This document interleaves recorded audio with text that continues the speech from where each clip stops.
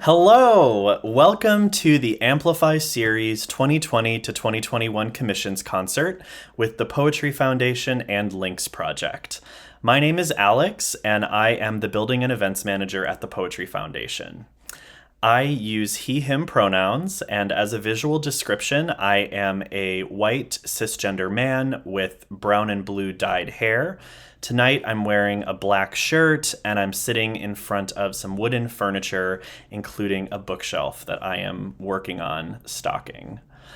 We would like to begin tonight with a land acknowledgement, recognizing that the Poetry Foundation building is on the occupied original homelands of the Council of the Three Fires, the Ojibwe, Potawatomi, and Odawa nations, among other indigenous nations. Indigenous people continue to live here today, and Chicago is home to one of the largest urban indigenous communities in the United States.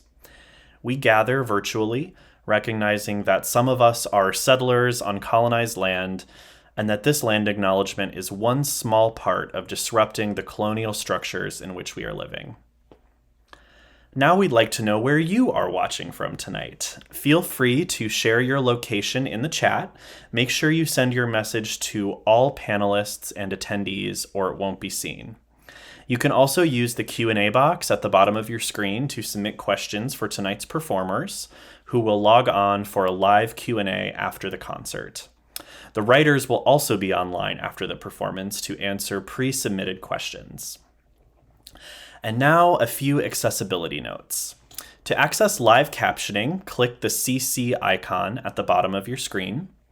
Alternatively, you can view captioning in a separate window at the link that we will paste in the chat right now. Additionally, tonight we have two ASL interpreters with us who will alternate and be spotlit alongside speakers throughout tonight's event.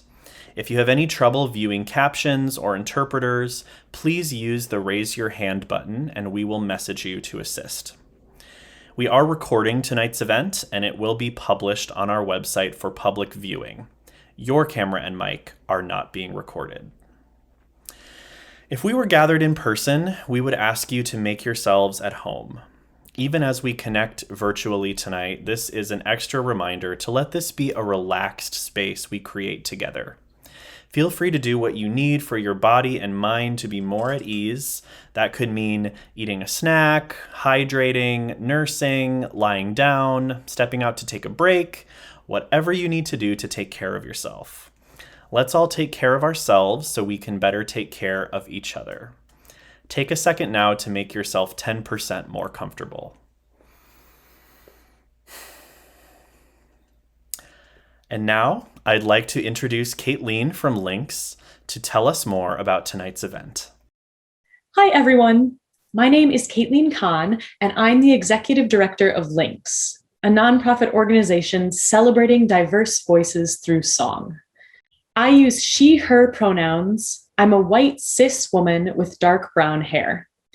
I'm wearing a dark green sweater, and I'm sitting on a gray couch. Thank you, Alex, for your introduction. We are honored and grateful to present this program at the Poetry Foundation. Tonight, I am proud to introduce the first entirely Chicago-based iteration of the Amplify series. Through this series, now in its fourth year, we commission composers to set the texts of neurodivergent poets to music for voice and piano. This concert has been the product of dozens of artists, volunteers, institutions, and individual donors. Thank you to everyone who has made this evening possible. In particular, our recording partner, Guarneri Hall, who produced the beautiful footage that you will see this evening, and our supporters, the Paul M. Angel Family Foundation, New Music USA, and the Illinois Arts Council. We extend a special welcome to the writers and their families, and to everyone in the autism, RPM, and letterboarding communities joining us this evening. We look forward to connecting with you via the chat and to seeing you afterwards in the Q&A session.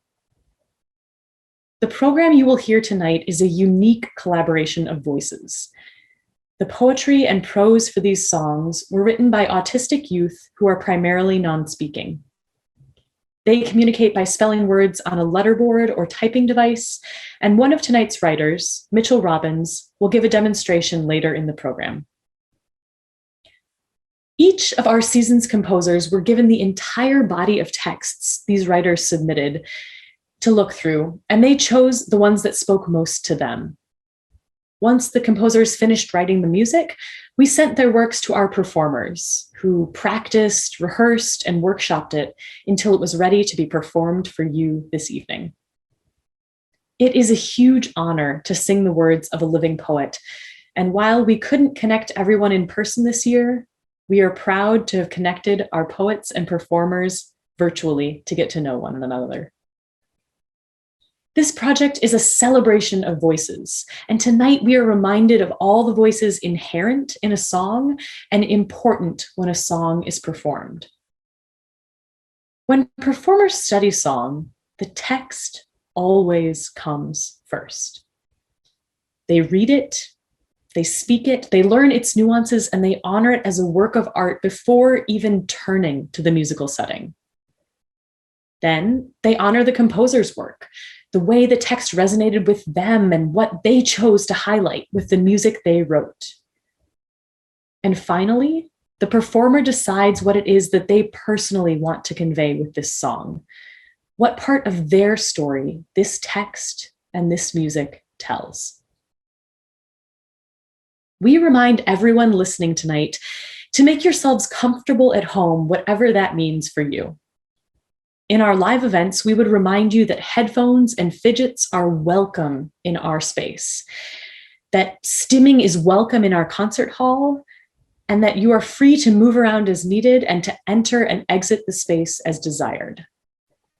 Though we are physically far apart tonight, all of this remains true for the concert and for the post-concert virtual Zoom space that we will share. At the beginning of each of our programs, we also remind our listeners of this. You will hear music and text that evokes a variety of emotions tonight, some happy, some sad, some hopeful. Some music will be loud, some will be soft. Sometimes there may be very high singing or very low piano music. You may hear music that you immediately love and music you don't understand as well. Some may sound like opera, some may sound like musical theater, and some may sound like nothing you've ever heard before.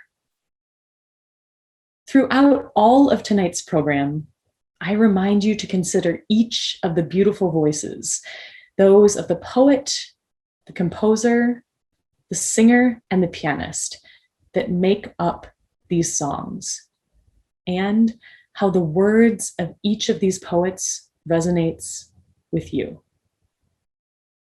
Thank you, and we hope you enjoy the program.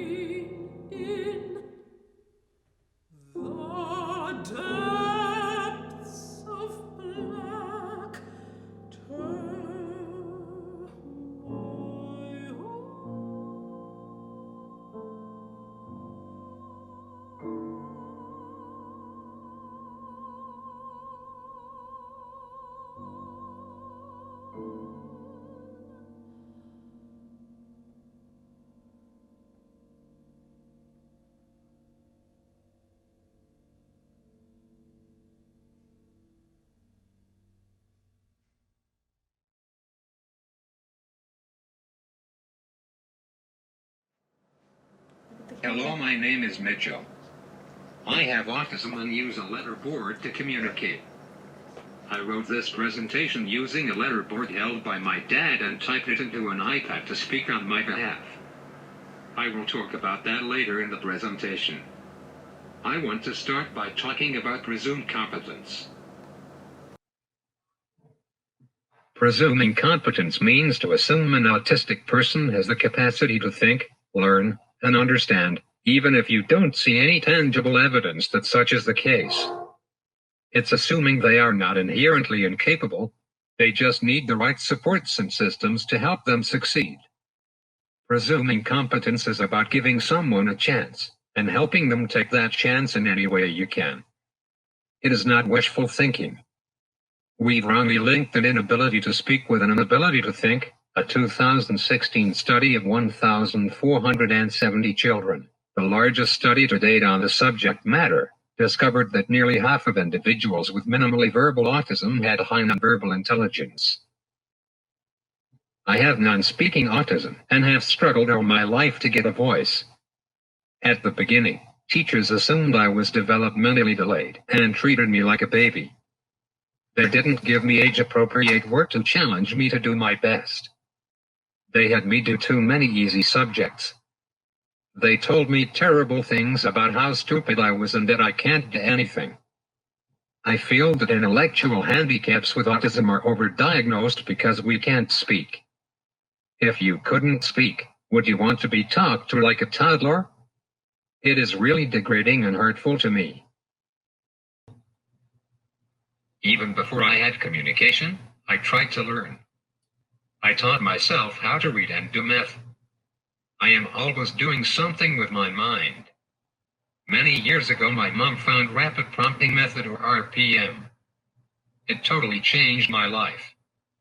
RPM was created by Somamu Upadhyay.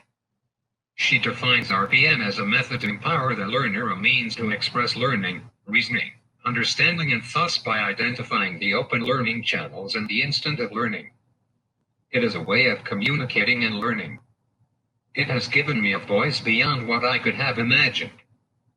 People have tried to make me communicate in different ways before, but I couldn't stand the limitations.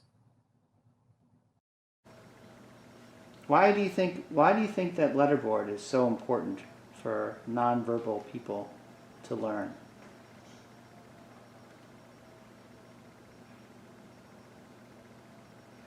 I T it G I V E S gives T H E N them A V O I C E voice T O 2 C O M M U I N I C A T E communicate T H E I R there N E E D S. It gives them a voice to communicate their needs. Now that I am fluent with a letterboard, I am working on accuracy with electronic devices like an iPad and keyboards. To practice finger placement on these new devices, I pre-write what I am going to say on the letterboard, then transcribe onto my iPad or keyboard with some verbal prompting help. For short messages, I am able to type directly onto my iPad. In the beginning, the process took a long time to get accurate. Too many missed touches, and working to find a good communication partner. Okay. Reach for it. C. Yeah. Okay. And then we're going to do a space with these ones. Black. Okay. And then lung. No.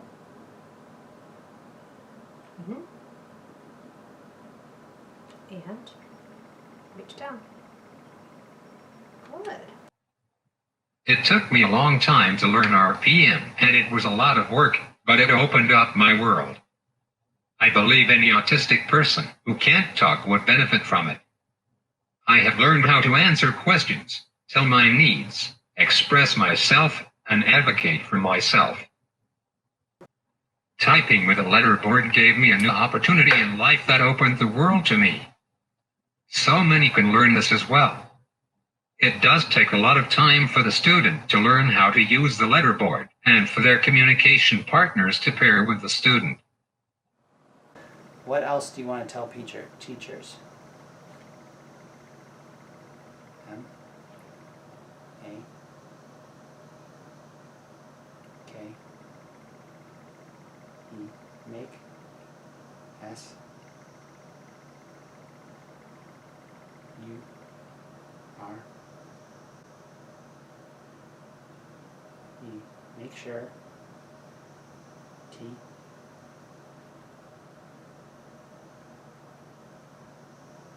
H, E, Y, they, T, E, A, C, H, teach, S, T, U, D, E, N. They now give me grade level appropriate work like physics, geometry, and history. This makes me happy to do my best. Teachers have to understand to give students a chance to show what they can do. It can be a long process, and it begins with communication. I am really lucky to have this communication to share my thoughts and want others to have this opportunity. In summary, presume competence with your students. Teachers need to look for potential. Maybe try a small test to see if the student has good pointing skills. A more thorough test by a letterboard professional would be the next step. Make sure they teach students and families about how a letterboard will transform their life. To learn more about letterboard and me, visit my blog at mitchellslifewithautism.com. Thank you.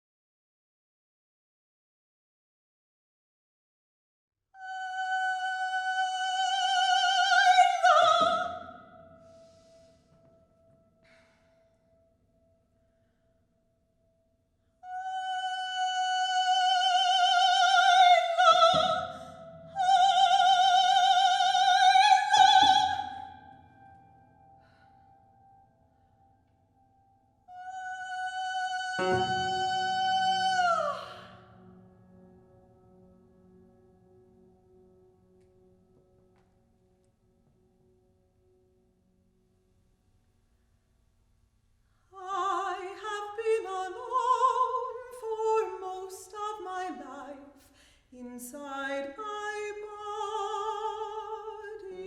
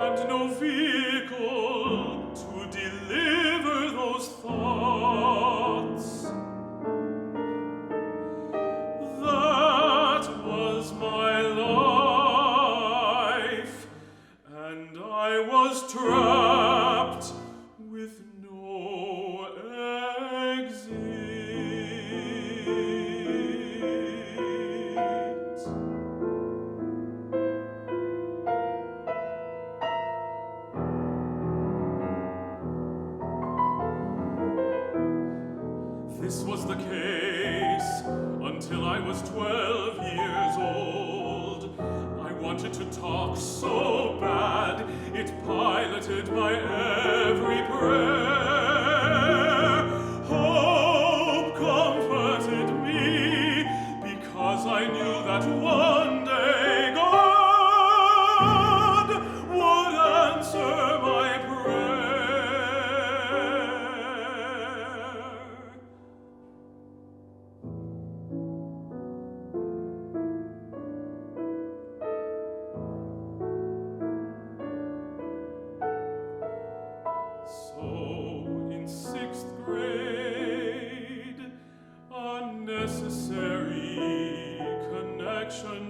made, and the rest is now the story titled Hope.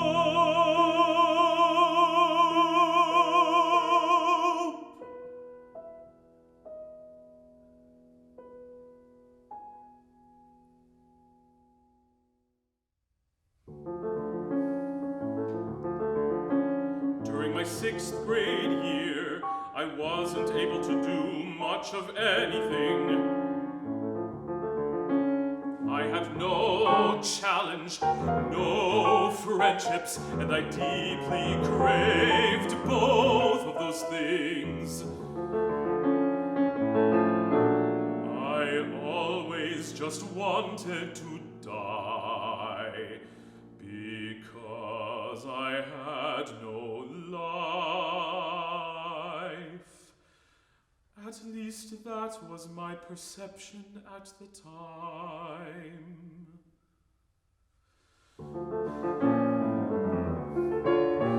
At school, I worked on getting the basics. They had no clue that I already knew them, and I would get so frustrated and livid when I couldn't show them the correct response.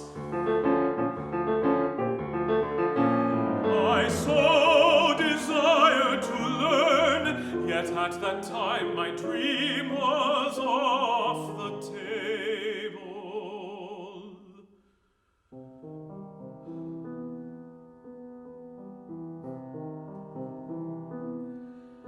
I did have two good things going for me, though: my family and my trust in God. I had a mustard seed of faith and a hope that God would eventually send the sunshine. That was my comfort at the time.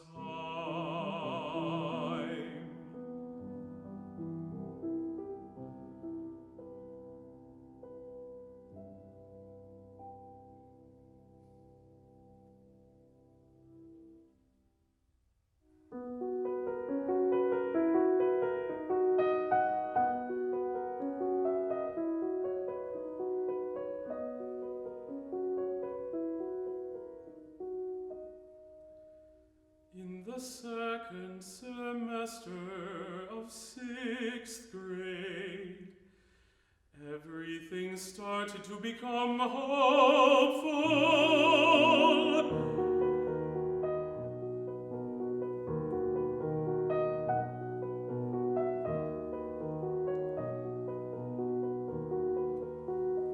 In December, my parents had met a lady from a church nativity program named Kristen.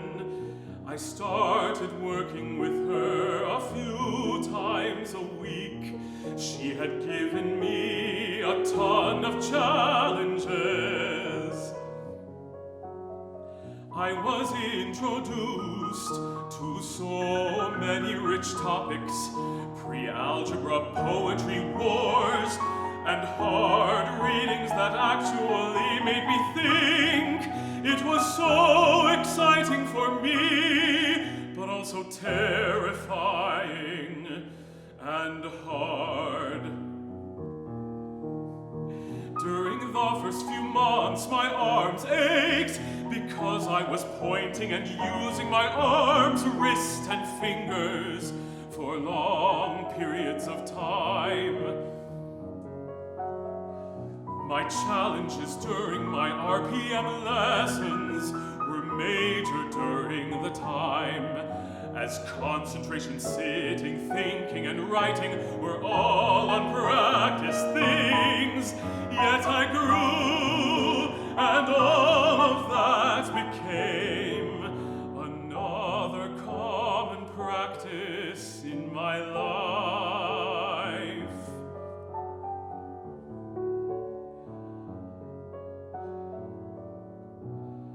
I was also afraid that eventually I would fail. I didn't know if I would ever have a voice like I do now. Still, I worked.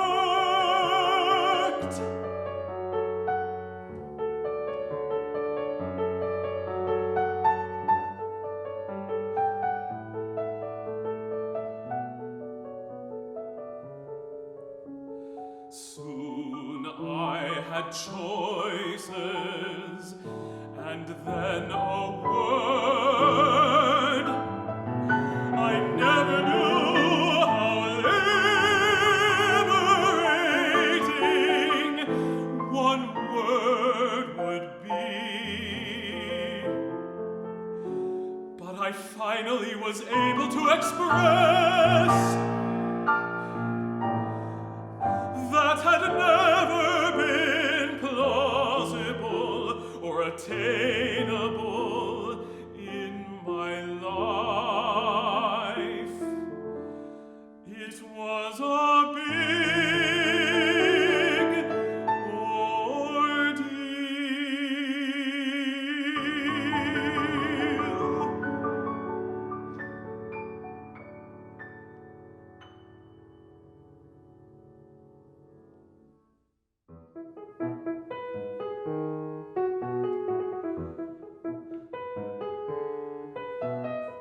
A couple of months later, one word turned into a sentence, and that turned into paragraphs and essays.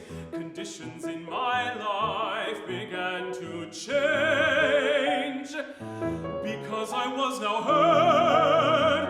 Life became beautiful. I could have friends, go to school, take finals, chat with my parents and cousins, have a sleepover with a friend, share a church, and the list goes on and on. I was free from the snares of hopelessness.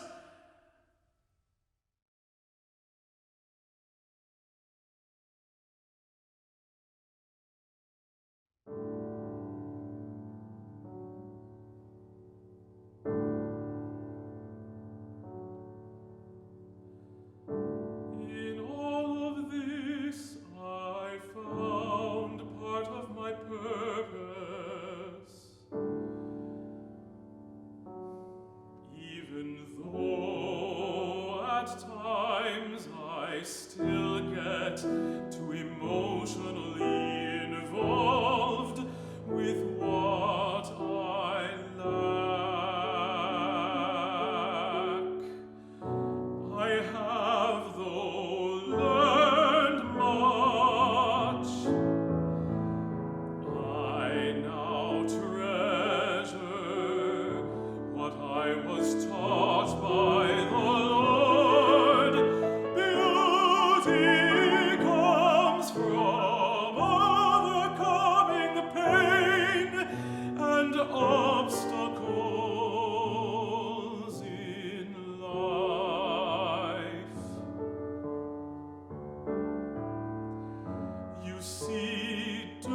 that time of anguish and anger towards God, I hoped that one day God would eventually use it all and make a treasure from all the pain.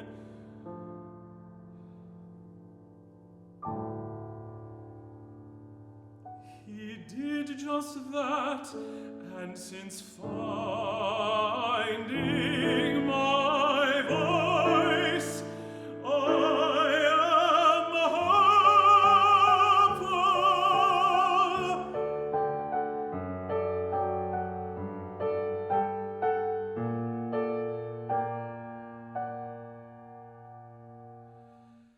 That is how hope came to be.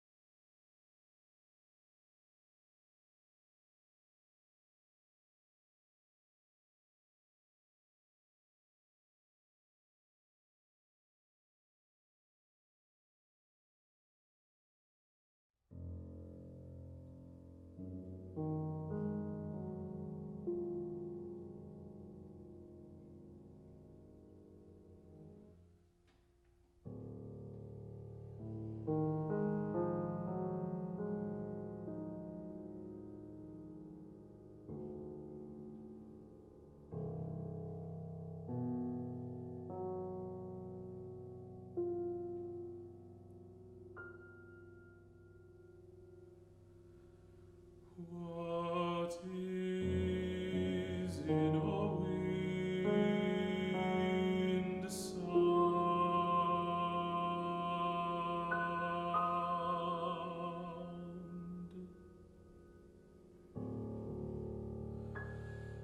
that sings to the trees when falling leaves are not green?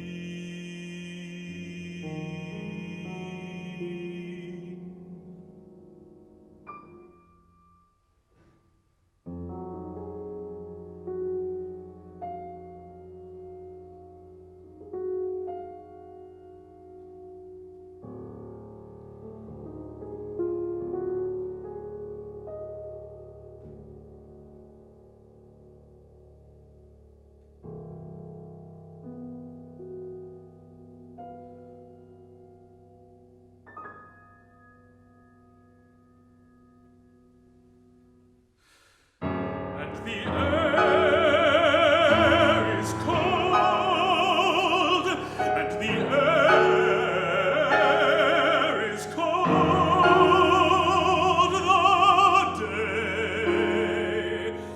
The day is short, is short, is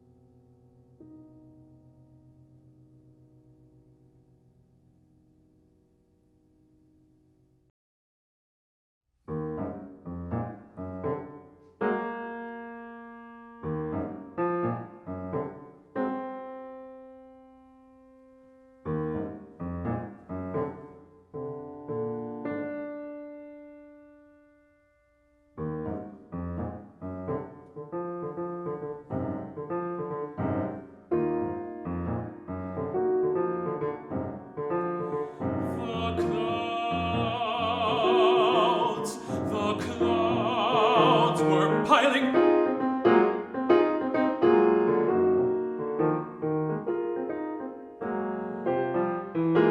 Sky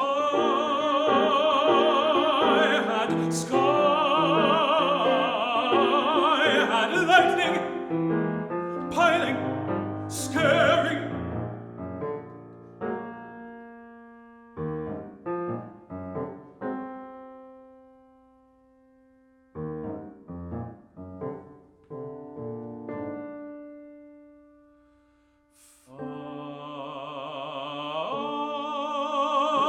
Finally showering.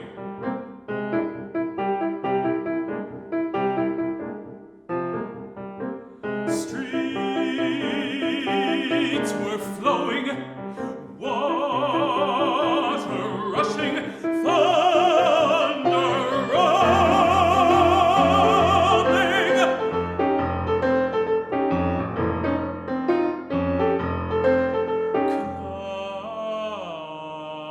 Clouds were piling.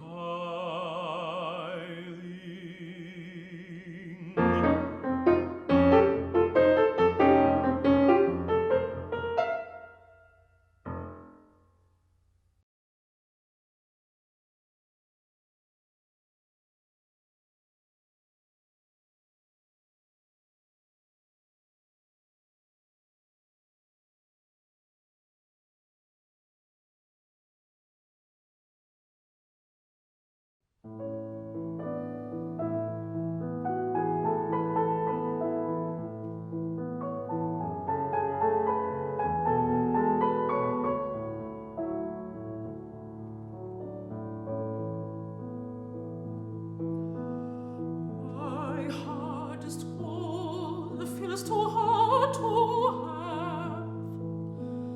Having my hard times makes me want to purposely fail. My experience is that learning something you may make mistakes. Make mistakes.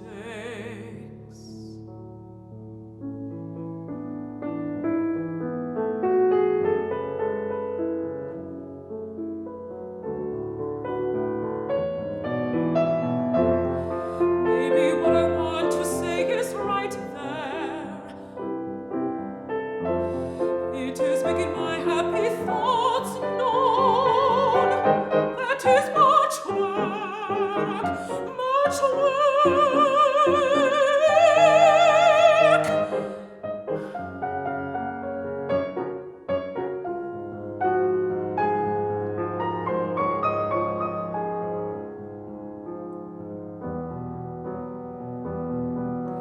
How do thoughts, much too complicated to feel, fit in words, fit in words?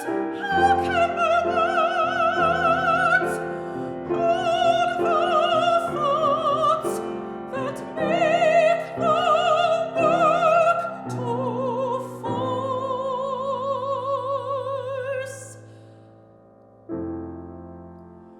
Force themselves into language.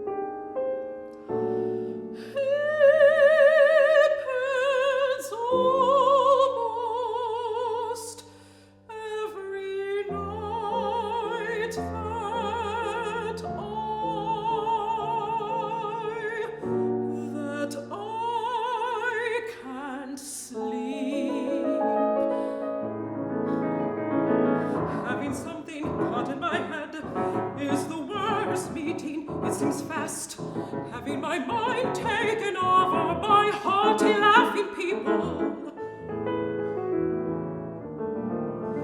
Back in my head the worst, our thoughts are there. Back in the recesses of my mind are the things that wear me down, wear me down.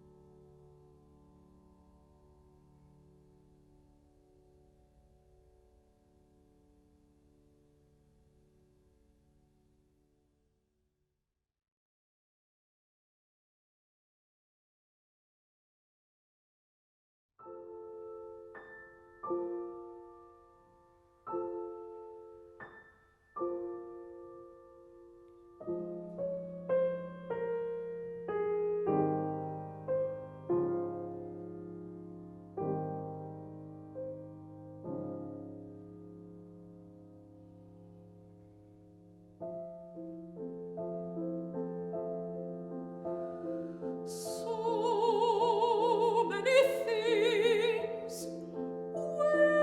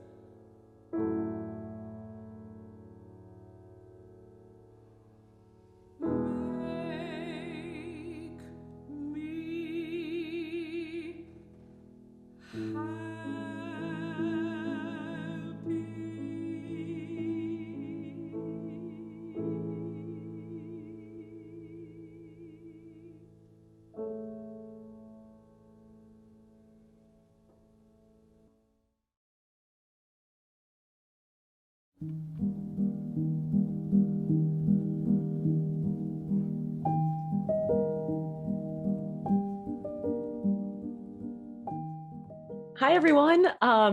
As Alex said, thank you to everyone for joining us this evening and to all the writers, composers, and performers for these beautiful performances. I would love to take just one more minute to fully recognize all of our collaborators. I personally have heard these songs many times now, and each and every time I hear something new in the words, something new in the music, and I'm moved a little differently. So while we can't all see each other be in person, please use the chat to show your applause and your appreciation for all of our artistic contributors this evening. I am very excited to welcome our first group into the Q&A. We have asked our writers and composers to prepare answers to questions that were pre-submitted to us for this event. And so our first group, you can turn on your videos. Our first group is Mitchell Robbins, Benjamin Smidt, Liza Sobel, Pierce Gradone, and Michelle Isaac. Thank you all for being here with us this evening. The way the Q&A will run is I'll go one at a time with our participants, asking the questions that we have pre-submitted to you, and we will have about 10 minutes per group to talk. I could, of course, ask you questions, each of you, I'm sure, for hours about these works, but alas, we have a short amount of time. So first, I would love to begin with Mitchell Robbins. You will remember him from the letterboarding, the wonderful letterboarding presentation. And as a part of, he contributed to the work I Love You with music by Liza Sobel. So Mitchell, thank you for being here tonight and for participating in the Q&A. Our first question for this event relates to the piece that your work was a part of, I Love You. What was it like to tell your family I love you for the first time? Okay, so we put it into his iPad, so we're just gonna go ahead and do that. Okay, I think it's loud enough. Do you want to help? Here, go ahead and see if it's loud enough. Don't put it from. Okay, well, I can't. It was not as emotional as you may think. Love is not just shown with words. Okay, and then we got the next part. I am confident they could tell how much I loved them from my actions, long before it was said. It was amazing to see, but love is about so much more than words. How does that sound? Can you all hear that? Okay. Thank you so much, Mitchell. That's really beautiful. In line with that and with this journey we were taken on with your piece and your writing, how do you decide what you're going to write about? The benefit of not speaking is that I get a lot of time to think. I like to think about things to write. I try to pick topics that are relevant to me, but also other non-speakers and their caregivers. Okay, there's another half of the question. I try to pick things that are relatable and things that can help autistic people see they are not alone. That's wonderful. Thank you, Mitchell. And with all of this writing that you do, where can we read more of your work? Here, we're blocking your face, aren't I, with this? Okay. I have a blog I write in regularly. I am always working hard to expand it. My goal is that it becomes famous and I can travel to spread my message. And then the last part right there, remember? There we go. If you would like to read my blog, the link is mitchellslifewithautism.com. Okay. Thank you so much, Mitchell. Kristina, also thank you for posting it in the chat. So if you want to check out Mitchell's blog, please go to the chat and you can find the link there. Thank you, Mitchell. Thank you. Liza, we're going to have you next on the Q&A. Thank you so much for joining us this evening. Of course, my pleasure. Thank you for doing everything, putting this all together, and of course the Poetry Foundation as well. It's really wonderful performance and wonderful presentation. Liza, you contributed the music to the song I Love You with writing by Mitchell. And your question this evening, you are a singer in addition to being a composer. How does being a singer influence your compositional voice? And this is sort of a multi-part question. How did it shape how you chose to set Mitchell's words? Yeah, really great question. It definitely influences me a lot as a composer in general, but especially when writing for the voice. I was often, before I even set any notes, I was speaking the text a lot, which probably a lot of composers did as well, even if they're not a singer. But then I was always singing the melodies that I was considering writing and really experimenting around with register and trying to think about, okay, how's this going to feel in the voice? Will the text be able to be communicated or comprehended depending on the register? So I'm constantly, and just even the way it feels in the voice, I'm always singing any vocal music I'm writing. I think it really influences even non-vocal music, just having this very lyrical quality, melodies being a big part of, that's what I sing all day as a singer. So it really influences that as well, even when I'm writing more instrumental music. Did I answer all the questions? I'm forgetting now if there was another part to that. Yeah, absolutely. Thank you so much. That's really wonderful. Amazing. I am going to go now to Benjamin Smidt, who contributed the poetry and prose to 2 works on this concert. Coronavirus 2020, which Pierce Gradone set as In the Depths, and Michelle Isaac's Hope, a song cycle. So Benjamin, thank you so much for being here this evening. The first question that we would love to ask you is, how long did it take to compose your essay, the essay that was set as Hope, that big song cycle? Benjamin said, he said this took longer, so maybe a few hours. I did it in multiple settings and sittings. Wow. It's a beautiful piece. It's beautiful as it's written, and then also the music just adds another element. So it was incredible to get to experience it that way. How do you decide what you're going to write about, Benjamin? But I've always been motivated when I'm emotional about a subject, like the poem which I wrote, which is in the depths that Pierce called in the first week of the coronavirus lockdown, because I write to express my deepest feelings. That's beautiful. Well, the coronavirus 2020 was certainly a very emotional and evocative piece. I think it captured a lot of what many of us were experiencing during that first week of lockdown. And Benjamin, final question: what do you hope people take away from hearing your poetry and your prose? So I feel that my words too often have meaning only for me, but I would love if they could resonate with others. What hope has done for me, I want for every person who faces obstacles to navigate life. Have the faith to believe in the things that may go against your perceived perception. Wow. Thank you, Benjamin. I feel like I speak for all of us when I say your words definitely resonate beyond yourself. Thank you. Thank you. Next, I would like to welcome Pierce, who set one of Benjamin's works, Coronavirus 2020, as Benjamin mentioned, written during the first week of lockdown. That was the very first piece we heard on the concert this evening. Pierce, your setting of Benjamin's poem is very evocative. What drew you to this text?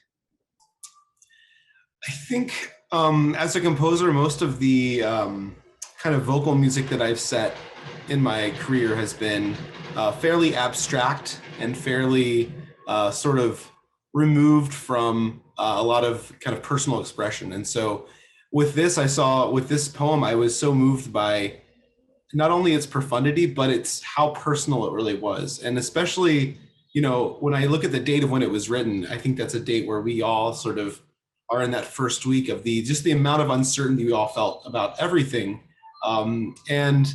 I wrote this, I think throughout the summer, I believe. And, I was very much a part of this way of this kind of mode of thinking even then.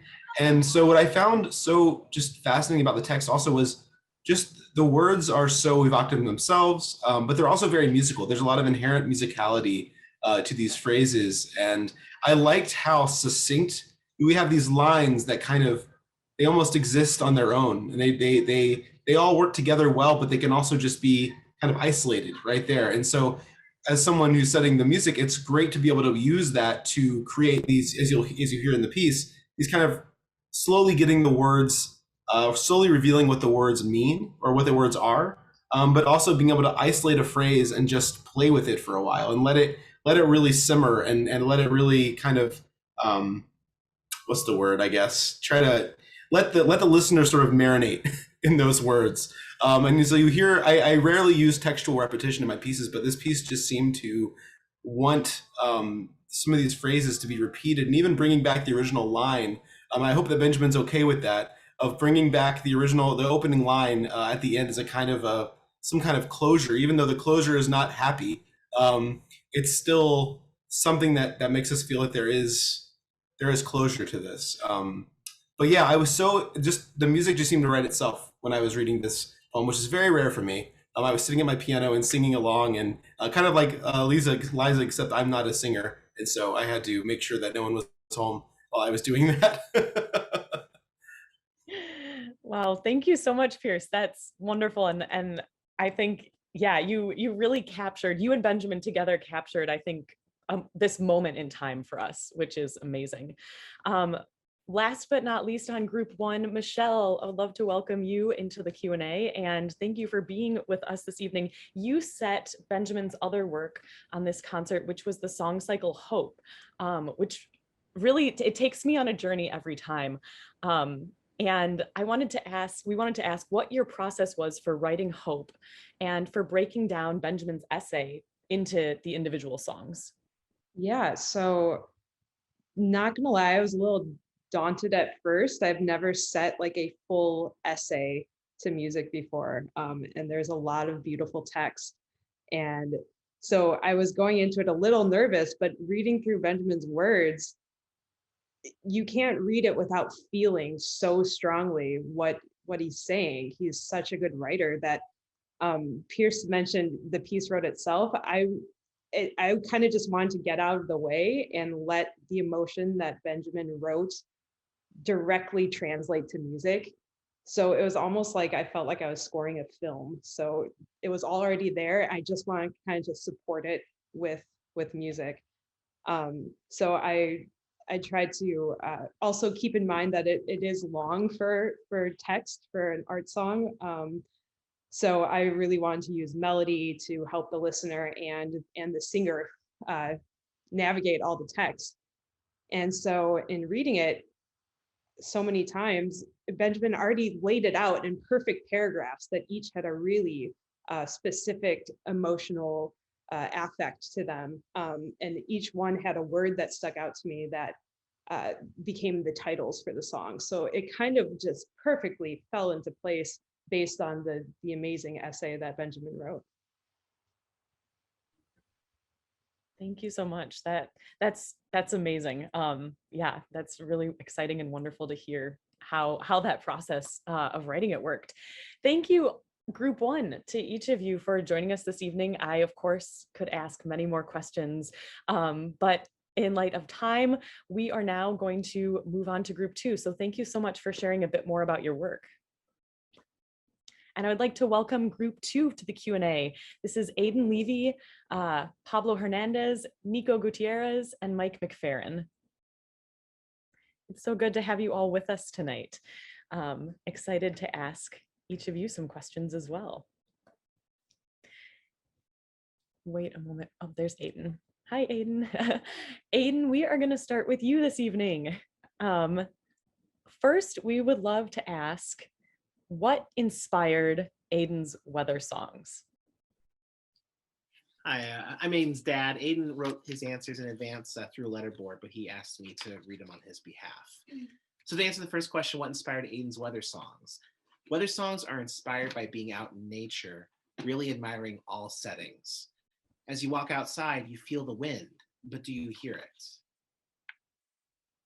I love that. I feel like, Aiden, I feel like you're a natural poet. That's a wonderful answer. And I personally felt like these weather songs were so evocative to me as well. What do you decide, or how do you decide what you're going to write about, Aiden? I find inspiration all around me. Amazing. And what was it like to hear your words in a song for the first time?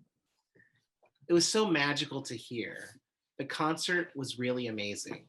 Seeing my nice words turned into songs felt awesome. Thank you so much, Aiden. It's honestly, it's our pleasure to get to hear your words as song. So thank you. Mike, thank you so much for being here this evening. We're going to jump over to you. What inspired you to set Aiden's poems about weather to music? Right. Well, I mean, I was just struck immediately by the first line. What isn't a wind sound that sings to the trees? I found that really evocative, and it just sort of grabbed me at the beginning. I really liked Aiden's poems because they had a musical shape to them already. And I found them to be really engaging in that way. I love the uncertainty of the seasons changing, that moment of going from fall or autumn to winter, and then that sort of celebration of a storm when the weather appears. And so for me, I had a strong connection to those words and those poems, and thought that they were really quite musical already. And so that's why I chose them. Thank you. Well, it's such a cool set to have now. I love getting to hear it, and hopefully many more people will enjoy getting to sing it. Well, I gotta say, it's hard to sound bad when, Daniel and Nick are performing it. I just was blown away by the performances. Absolutely. I couldn't agree more. They really did an incredible job. Everyone did. Yeah, thank you so much. Pablo, thank you for joining us tonight. The first question that we would love to ask you is, what was it like to hear your words in a song for the first time?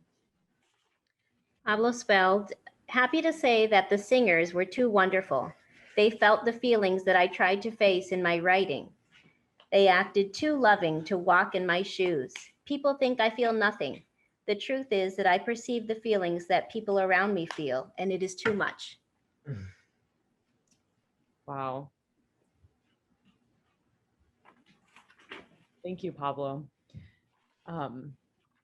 Yeah, absolutely. I agree with you that the singers did an incredible job, and I hope that you feel that they did your words justice.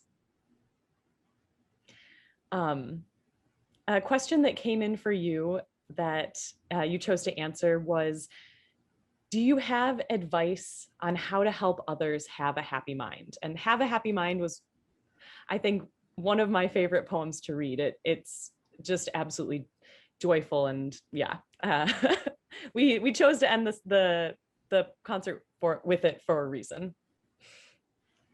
He said, always understand that we can choose happy thoughts. We are thinking beings. We understand that we will want things, and there are things we have to accept we can't have. Happy thoughts do not come from a perfect life. Feelings of happiness are available during feelings of pain. Feel that we all have things that make us happy. Find time to enjoy those things. Always the things that maybe feel happy autistic are too weird to lots of the world. I won't stop because they feel happy to me. Pablo, you are a wonderful writer and clearly very prolific and very profound in your writing. Follow up to this is, where can we read more of your work? He said, I have my blog and I'm part of a non-speaking book club that makes a blog. His blog is nottootrapped.wordpress.com, and his book club is speakingisoverrated.blogspot.com. Amazing. Thank you so much for sharing, Pablo. Kristina, thank you for posting it. I encourage everyone to check out his blog and also book club and follow along with more of Pablo's writings. Thank you, Pablo. And last but certainly not least, Nico, thank you for being with us this evening. Can Can you talk a little bit about how you related to Pablo's texts, in particular, having words that learn to fit? Yes. Having words that learn to fit, that one I found from Pablo's blog, because originally I think in the list of poetry, "Oh, Have a Happy Mind" was the one that was in there. So I went searching through his blog and I found this one, and I chose to use that text because Pablo wrote so well, a feeling that I think we can all relate to, which is having moments where we're feeling so much we don't know how to put words to what we're feeling. He puts it so well by saying how thoughts much too complicated to feel, how do they fit in words? And I thought that really struck a chord with me, because I grew up speaking English and Spanish, and most of my childhood I felt like I only half knew each language, and so I found myself actually many moments like failing to find the correct words to communicate myself. And so I felt a really personal connection to Pablo's words, and yeah, that's why I chose that one to set to music. Thank you for sharing that. I think you said it so beautifully, and Pablo, I agree. Your words capture so beautifully that sentiment that of having all of these words, and I kind of feel like this evening. I have all these thoughts about these performances, these words, and this music, and your responses, and how do I fit it into the words that will mean enough. So with that, honestly, thank you, all of you, for sharing tonight, for taking the time to be with us. And it's been incredible to get a deeper insight into your work. I can't wait till the next time I can listen to these songs, and I hope many more people will perform them. Now I'm going to transition back over to Alex. Thank you so much. That is the end of our evening. I want to thank again our writers, our composers, our performers, and the LYNX Project for their partnership in presenting tonight's event. I would also like to thank our two wonderful ASL interpreters and our captioner from VITAC. Thank you so much for being here tonight. And thank you also to all of you watching for joining us. You can check out poetryfoundation.org/events and lynxproject.org for more virtual programming and for ways to get involved. We are open to feedback about our programming, and we are going to put our feedback form in the chat one more time, but you'll also get it emailed out after the event through Eventbrite, so you can fill it out that way as well. Thank you again, everyone. Be safe, stay well, take care of each other, and have a wonderful weekend. Good night.